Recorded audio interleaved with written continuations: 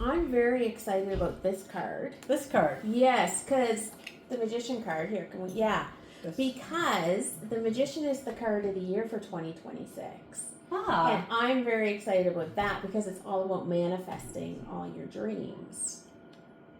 This guy manifests dreams and more, let me tell you. Yes, and in your books, because you've written these great books as well. The Time Traveler, and so yeah, I'm very excited about your tarot cards. So if we want to talk specifically about the Magician, Yeah. he is the psychopath time traveler. I know.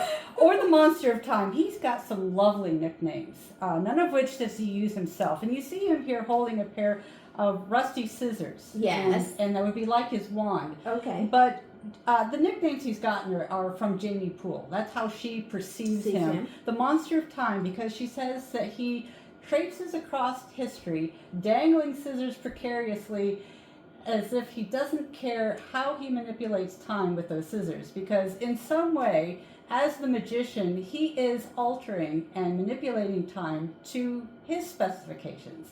It's a game for him. And so is manifesting, really. Yes. Because you can speed it up and slow it down, just like time traveling. And I manifested hugely in my business in the summer, and I really felt like I was in two different timelines. I felt my business was in one and moving quickly ahead, and that my rest of my life was in another and kind of being dragged along. So he's a very good character for the Magician. Well, in addition to that, because he is splicing the timeline, he's creating a multiverse. Yes. Which is multiple timelines running parallel, but at different speeds and in different ways, because everyone is just a little bit left to the next one. So maybe a person lives in one timeline, but they're not in another timeline. The only one that exists exactly the same in all the timelines is Jamie, who is the High Priestess. Oh. And the High Priestess, like the Magician, also is a powerful character that has some capacity to manipulate time. Yes. Yes. So I'm very interested about the Magician again. Can we go back to him? Sure. Just like all the symbolism in him. So I see here, there's like a little crow. There seems to be these math symbols. Is that all? There's the Ankh. Mm-hmm. Yeah. So there's, in traditional tarot, there's 12 symbols in the Magician card. So I bet you I could pick out 12 symbols in this card too. You might be able to. Yeah. Yeah. Between like the colors he's wearing, the looks on his face, right? There's a little, is that a crow? He's a raven. He's a raven. Yeah. Yes. Ravenheart Tarot. I did it for you. Yeah, thank you. You're welcome. There I am in your card. Yeah, I manifested that just now. Yeah.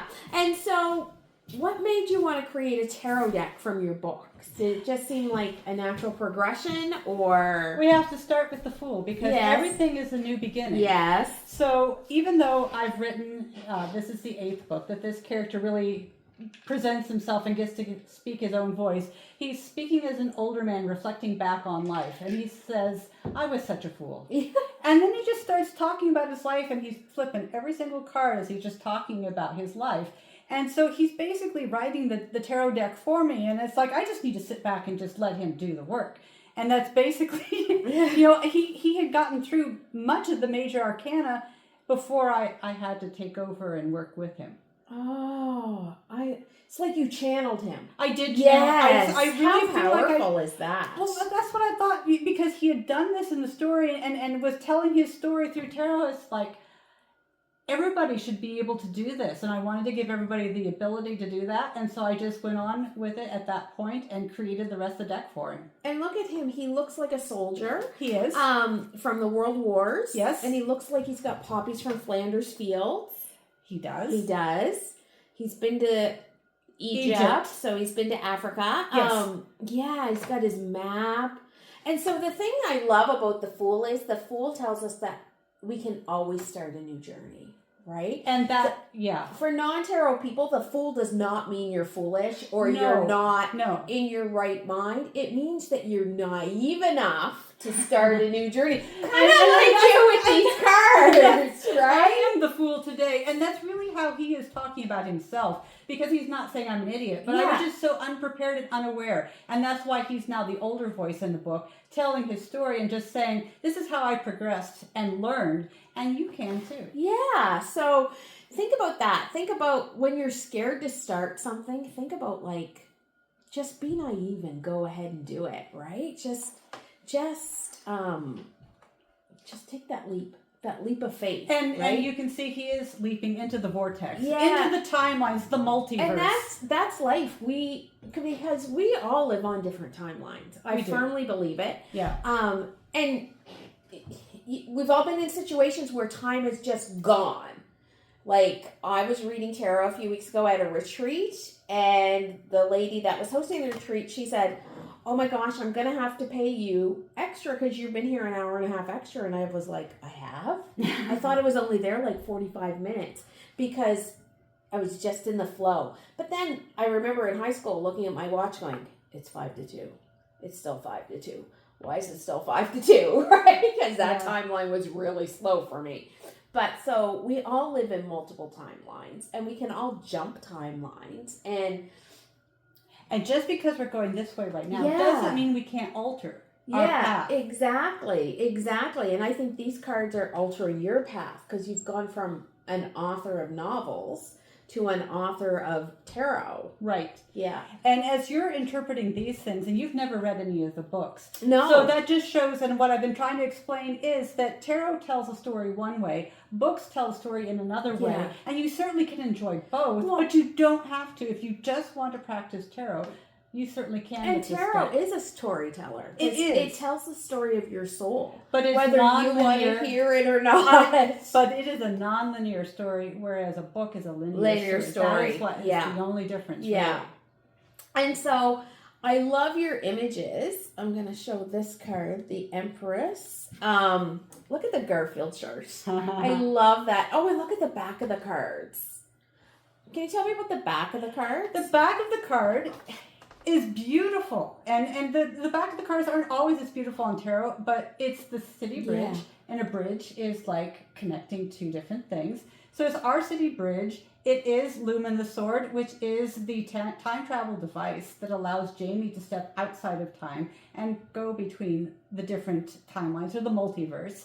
And then there is a clock down here, which actually lives in my living room, which began as a ship's clock from World War II. And then my husband built the pedestal to fit the feel of that clock. And so all of the symbolism and the lines and everything just speak to, we're outside of time here. Yeah, and look at that. Look at the clock and the bridge from Halifax, Nova Scotia, because that's where we're from. That's our town. And all the symbolism. It says, welcome to Alexandria, small town USA, home of the Tigers. But I know your symbols come from your province, from Nova Scotia. The majority, however, Jamie originally came from Alexandria. Okay. So Alexandria is a real place, and this is a real sign. So a lot of the images are photographs, or began as photographs, I should say, from a lot around here. Most of them are, but Jamie is from Alexandria. But she can't stay there. She has bigger things. And so this is where she begins, is in Alexandria. But she certainly traverses quite a lot as she travels in time and outside of time. And about Garfield, it's Muncie, Indiana isn't too far from Alexandria. And so that's Jamie's mom. Okay. And so she wore the Garfield shirt in recognition of Garfield being from that area, and also she's a cat lover. Oh, I was thinking it was Garfield because the Empress is about nurturing ourselves, and Garfield, like, he is like he is the king of nurturing himself. He hates Mondays. That's he the likes thing about these cards, though. There's so much depth in them Yeah. and so much symbolism that each card can be meditated, and you're right about that. At the same time, being Jamie's mom, Yeah. she was the nurturer for Jamie. She's who raised Jamie and ensured that she had everything that she needed. And even if she can't take the journey with Jamie, she's there to provide the foundation and guide her on that. Well, and she can do that for anybody that pulls the Empress card. And you can see that in the little DNA strands. And you can see that. I love the bowling balls because I'm a bowler. The lupins and what? I'm not sure what flower that is, but it is in my backyard. Yeah, okay. I think it's called like freesia or something. I'm not sure. But I love the orange because orange speaks to his passion. Yes. And so Jamie has been her passion. Absolutely. Yeah. And yet at the same time, she's willing to raise and let her go. Yeah. And that's what you have to do as a mom. Like that is what, we're not here to make dependent people. We're here to make independent people. And so these books, are your books for like, what age group would you say? All age groups. All age group? They're adult, but at the same time, I keep it PG. So there's mild profanity, not a whole lot of sexual innuendo. No.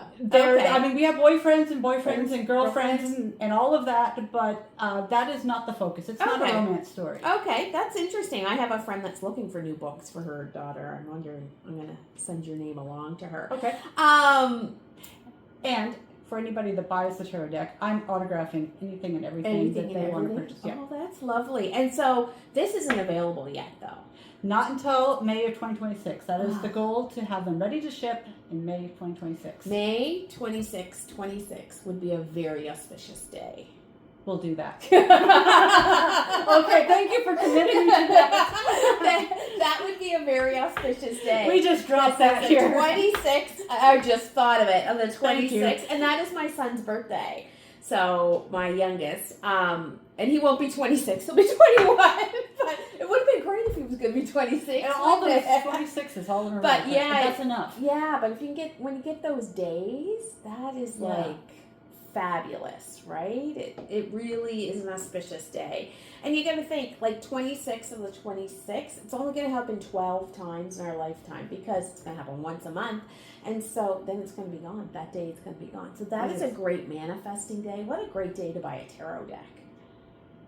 And if you are a time traveler, an aspiring time traveler, and we all are. Yes. We really are. Then this could be the deck for you. So how did you get into, you're so knowledgeable about time traveling. How did you... I read a lot. You read a lot, yeah. Like we all do. Yeah. No, I have never traveled in time myself, but at the same time, I feel like in some ways I have, because as I'm sitting there at the keyboard, Doyle Dalton, I've already said, has channeled through me.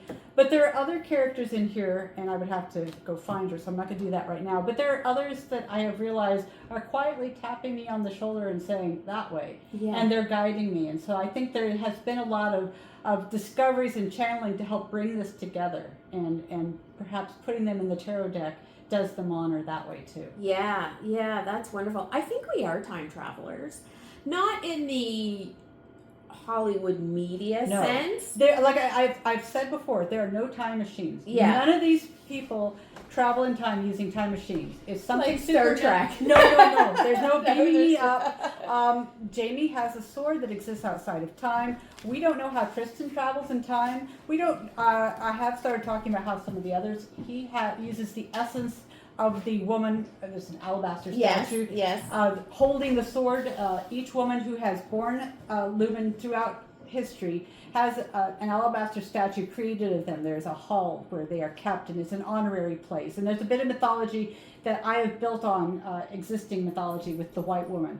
And so those statues contain her essence and enable people like him, if he finds a statue, to travel in time. And he found it in Egypt, which is why when he was there for the war, he also came across the statue. That is a story in and of itself, and you would have to get the book to get the full idea of it. But so there's this great book as well, and I'm going to tell you, when I buy a tarot deck, you get this little tiny thing. Yep. You can't read it, and you're always like, I wish it had a bigger book. And some tarot decks are publishing a bigger book, but most of them are not. And so you just get this little book. My philosophy on tarot, though, is just do it. Whether you have to haul out the book. Well, how pretty is this? Yeah. When you look inside, you've got, and I know you really can't see it from the video here, but you've got a full-size picture of each of the cards. Yes. And then you've got an explanation, and it describes each of the people on the card, a little bit about what you're seeing in the card, the scenery behind it. And it explains, you know, this is a 3 of Wands. I just happened to open to that. Oh, 3 of Wands. Allies in Preparation is Yeah. the title that Yeah. I've given for that. And it explains Jamie, and she's got Hedda and Sir Thomas, 3 time travelers. But then, for those of you that may not want to have that interpretation that is specific to the card, it still keeps within the Rider-Waite tradition. So I do have a more specific Rider-Waite tradition definition there at the bottom. I call it the quiet heart part. And so for this one, you set your hopes into the world. Now wait with grace and let winds carry your quiet faith. 2020. And Hedda, by the way, I guess she wanted to be seen. She is one of my other guides that has helped me in kind of channeling this. She is a guide for Jamie. She's one of her ancestors in this series, in the books. But she obviously has been allowed into several of the cards. Oh, interesting. But there she is. And then Sir Thomas is actually my cat. Yes. So he is no longer with me. Oh. But he was with me when I was editing a lot of the books. Okay. And so I created a character after him because he was there. And Yeah. so the character, Sir Thomas, remains and is seen in several of the cards as well. So not only are the cards fictional in the sense that these characters are not real, in some senses they are based on real people or real animals, like Thomas, the cat. I love that. And then he lives on in his own little time traveling journey. And I dedicated one of the books to him for at the time that he passed. I gave him his own book. Yeah, so, because he spent a lot of time sitting with me while I was editing this thing. and he, whether he wrote the actual words or not, but he wrote that book with you, right? He was sitting on my lap with his paws right there by the keyboard. And he seemed to try to imitate me with touching the keys, even though he wasn't very good at it. Yeah, I mean, he didn't type well. He typed a lot, but I really had to edit because there was a lot of Z's. Silly things. So I love this because my philosophy with tarot is just do it. Just do tarot. And if you have to haul out the book, haul out the book. Like, there are no rules on how you do tarot. You do tarot from, it's like when you're baking and you measure from your heart with the chocolate chips. You measure from your heart when you do tarot, right? So if you have to get out the guidebook, which you're going to need the guidebook too. Well, for this one, I think it would be very helpful. Yeah. Especially to kind of, it enhances. It's like a using that guide. I've lost the word. It's not magnifying glass. Thank you. Yeah, there we go. Menopause, help each other. It just enhances your vision so that you can see a little better and perceive and get more out of your reading and understand what you're going through a little bit more. Yeah, just a little more nudge towards understanding what you're trying to discover by even getting into tarot. Well, and tarot, I heard a quote the other day that said tarot brings the subconscious to the conscious mind. Mm-hmm. So that is so interesting with time travel too, right? Because what do we do when we dream with our subconscious mind? We time travel, right? We're untangling things. Yes, and so that's where the tarot is very interesting on that. I love that. Is there anything else you want to tell us about these cards, or anything else did we miss anything? I think that's the main thing, other than... I like that you've kept the traditional suits as well. Often I will get like a themed tarot deck, and then I got to figure out which suit is which. And sometimes it's not as easy as you would think, right? So I like that you kept the traditional suits. And with that, 2 things. First, the fact that I am dealing with a sword is like, I have a very swordsy 4 suits. Yeah. But I found a way to work with that. Yes. Not around that in any other way. Yes. But I just pulled, like, I've talked about flowers and like these being in my backyard, this being the sign there in Alexandria, Indiana, and Garfield and all of that. But I personalize things as well with, this is the butterfly in my mother-in-law's backyard. That butterfly is on a couple of the cards. And time is broken here, so I broke the sword. Yeah. But I now have to go digging. I just took, here we are, cups. I have cups from my grandmother. So I wanted to bring the essence of so many things into the cards. And so I used my grandmother's teacups. I have both of my grandmother's teacups as collections. And so this cup seemed to really want to be used a lot. It's a blue cup, and it works really well because it's a simpler pattern than... I know that one. Now they're coming out, but it just works really well because the suit of cups I then felt was more personal because already the sword suit was so easy to do that I really wanted to keep that same energy, the same power of imagery into the other suits as well. And so using my grandmother's teacups and using flowers. This is my mother-in-law's. You can't really tell in here, but there's a drawing on here of her stained glass. It's actually a door. But I use it as drawings in this one. And this is my mother-in-law's teacup. It has the Nova Scotia flag on it. So that's a real cup. You're going to make me dig. We'll pull it out later. There's another one with cups. That's my other grandmother's. There is a Schitt's Creek cup. Yes, because that's how we met, with our love of Schitt's Creek. It is. Right? And I'm not going to try to dig through here, but one of the cards does have the cup from Schitt's Creek in it. Yes. And that is because Dan Levy has also given me some inspiration, because when he started Schitt's Creek, that was his first real project. Yeah. And at that time, some of the books I had that already existed. I kind of started it, but I was hesitant with the books. This is way before the tarot cards came out.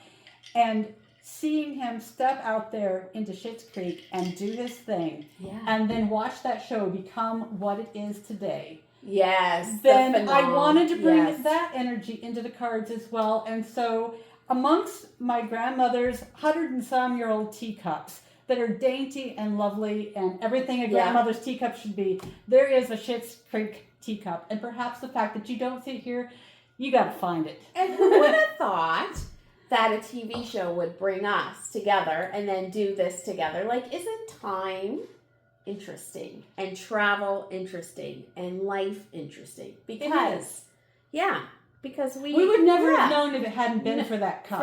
Even that manifested this.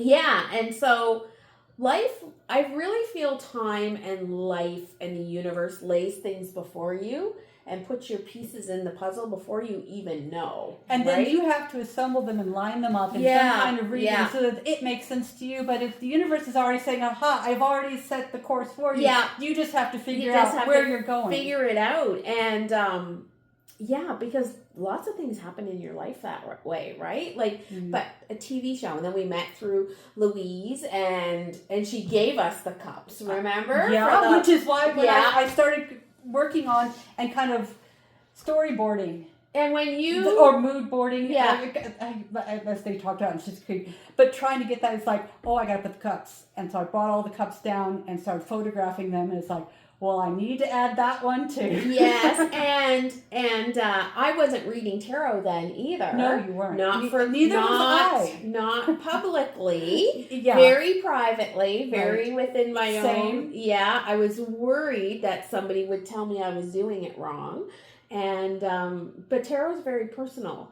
I think the way you read tarot is as individual as your fingerprint. Yeah. And everybody has a different spin on it. And I was always worried somebody was going to say, you're not doing it right.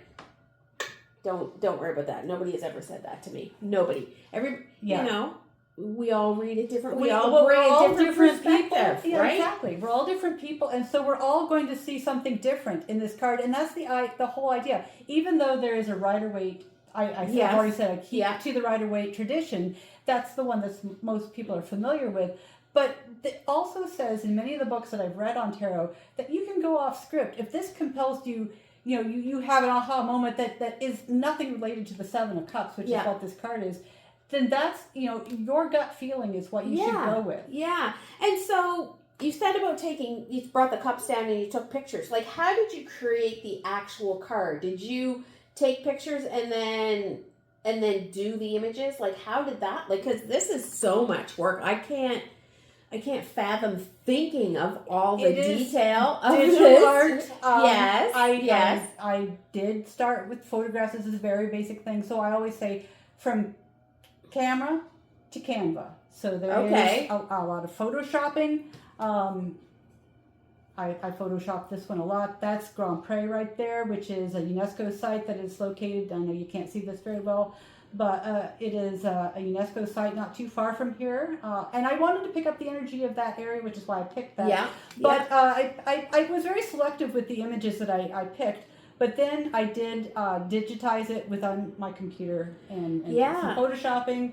There was some AI enhancement, but that is not the primary tool that was used for this project. Oh my gosh, we live with AI enhancement. People are always worried about AI. AI with their faces and everything. AI's been around for years. What do you think a computer is? But right? What do you think a smartphone is? But how else? I mean, this is my dog too. We were talking earlier about the cat. This is my dog. And how else am I going to bring her back to life and put her on this card? I pulled her photograph and then I recreated the scene. There's the sword in a coin. So this is pentacles. And that's the only way I could get that out of my head and put it on. This symbolism, the amount of work, I can't fathom. People say to me all the time, you need to make your own tarot deck. I'm like, girl, I do not have the attention span for that. Here we're kind of going along. This is Blomidon, which is also a beach near here. Yes, Blomidon is a beautiful area, Nova Scotia. And the energy in that space is amazing. And it is a very sacred space to the local Mi'kmaq indigenous people. And so... again, I felt it really needed to be captured in a card. And so Blomidon is actually in a couple of cards. I love that. I love Blomidon.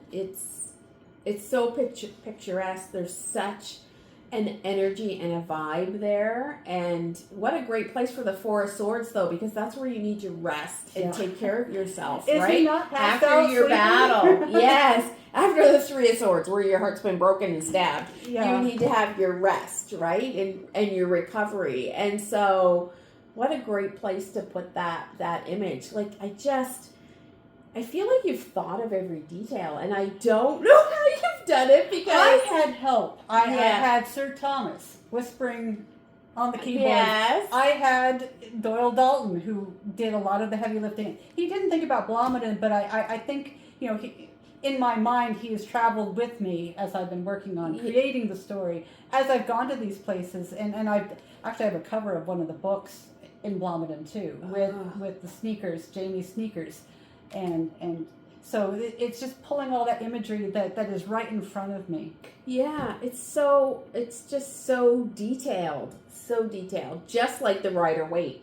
Because the Rider-Waite is, if you don't read tarot and you don't know about the Rider-Waite, it is so rich in symbols that you could study each card individually and still probably miss things, right? And that's the thing too. When you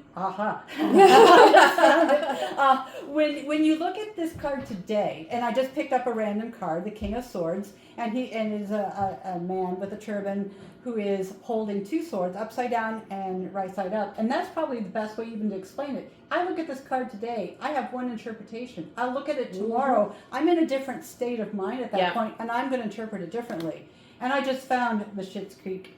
And we're revisiting that for ourselves. We are. And to go back to this, you could read this card differently another day. I do one card readings on Facebook Live for people's birthdays. And sometimes I will get the same card more than once, but I get a different energy. It depends on that person. It is. And so there's a lot more than just knowing the symbols that go into reading tarot. Now, I do believe anybody can learn to read tarot. Yeah. I'm not special.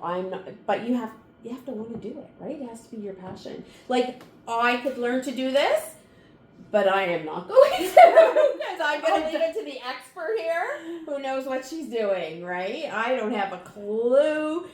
That's too much learning for me right now. I'm walking through life in really cool shoes. I love that. Schitt's I Creek love quote that. for those of you who are not Schitt's Creek fans. Yes. And in Schitt's Creek, do you remember the tarot reading?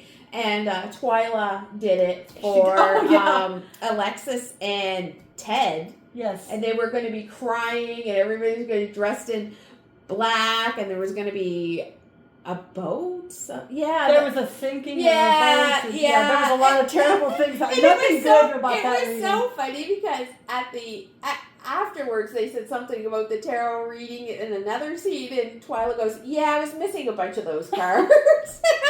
Just like, and I don't have. There are some cards that are sometimes considered scary. Yes, and the Hangman is one of those that just popped up, and sometimes when there is a hanging or something like this, a dark event, it doesn't mean something bad is going to happen. No. So I think she got that wrong. Yeah. But she also admitted that a few cards were missing. But the Hangman does not scare me. It doesn't scare me either. When there is an ending, there's a beginning. There is, and that is life. We don't go through life unscathed, right? And no, we don't. And sometimes when we hang upside down, we're seeing life from a new perspective. And that's really what tarot is all about. Yes, exactly. It's seeing it from another perspective. It's getting somebody else's, if somebody reads for you, it's getting somebody else's opinion on your life, their advice maybe. Somebody told me the other day I was a clarity consultant. I'm not sure that's my title, but I kind of like it. I'm sure I'm still working on my title. But yeah, I don't think there are any scary cards in tarot because I would like to know to be prepared. Do you know what I mean? Not that and embrace the change. So if I got the Hangman, I was like, I need to surrender into some sort of change that's coming. Yeah. Right? I wonder what that change is. So when things starting to change, because you know when change comes, you get like all anxious and we don't like it. We talk how a lot. I don't like change. People say, do you know what I mean? Yeah. And so, but it's easier if you can ease yourself into it. I'm really working on finding the ease of my life. That doesn't mean life is easy, but finding the ease. Another card people don't like is the Death card, which, like, the Death card is one of the best cards you can get, in my opinion. I agree. Right? I had a card pulled for me last year. It was the Three of Swords. And the Three of Swords is a heart with, like, with swords stabbed in it. You don't need to know tarot to know that that's it's commonly used in a lot of TV shows. Yes. So I think if anybody knows that one, the Death card, maybe the Tower card, are ones that people. The Devil. The Devil is about your personal, and your personal habits, really, or addictions that keep you stuck, right? And she is hot. Let me see. In every way whatsoever, it is very red and very hot. Very steamy, that Devil. But the Devil isn't like something that controls you. It's what you let control you. Like scrolling on your phone, that controls you. Not eating healthy, that controls you. Like those type of things. So it can be anything for everybody. Yeah, so tarot doesn't have to be scary. I got the Three of Swords not too long ago. At the beginning of the year, I got the Three of Swords. And I was like, I'm going to have heartbreak? What heartbreak am I going to have? And I did have heartbreak this year, but my heart is still whole. And if you look at this Three of Swords, your heart is still whole. And my heart is still whole. We lost our Bella. We lost Jed, another one of our dog. A couple really good friends passed. It has been a year. But, here I am.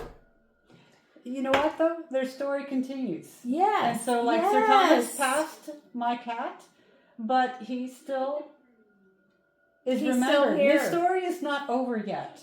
And I the found the Death card. He is so beautiful. I really like that card. What is the French saying? Le petit mort? Yeah. The little death? Yeah. And you should die little deaths all the time because that's about change and changing who you are. I'm not who I was when we first met, and you're not who you were when we first met, right? Like, we've completely... the energy between us was different back then, too, because we were beginning a journey because we met right before the pandemic. Yes, we did. The pandemic hit, and we both kind of retreated into ourselves and both took our own journeys through tarot, as it turns out. And came back here we are. Yeah, so it's so interesting, right? Like, the pandemic, people, and I loved the pandemic, to tell you the truth. It was so nice just to stay in the house and not have expectations to have to do I wrote anything. 3 books. And you wrote 3 books. And I took, I don't know how many courses, and ended up here. And it really changed my life for the better. It gave me a time to reflect, which is what tarot does, which I think is what your books do as well. It is. The books themselves, as well as the tarot, are very intimate because Jamie breaks the 4th wall and she speaks to the audience. So you are a character in her story, as you are a companion, the querent in the tarot deck. She speaks to you as dear reader. She calls you that, and so she often will turn to the camera or to the reader and say, "And what would you do in this situation?" She's a little sassy, a little sarcastic, but she brings you along into the journey. So I think that's also why she's a good guide through the tarot, because she's already doing that. That would be a good journaling moment too, when she goes, what would you do? You can put down your book and you can think, what would I do? And that would help you with your intuition. Because reading these books, where they're not really teaching, but they are teaching. All books teach you something.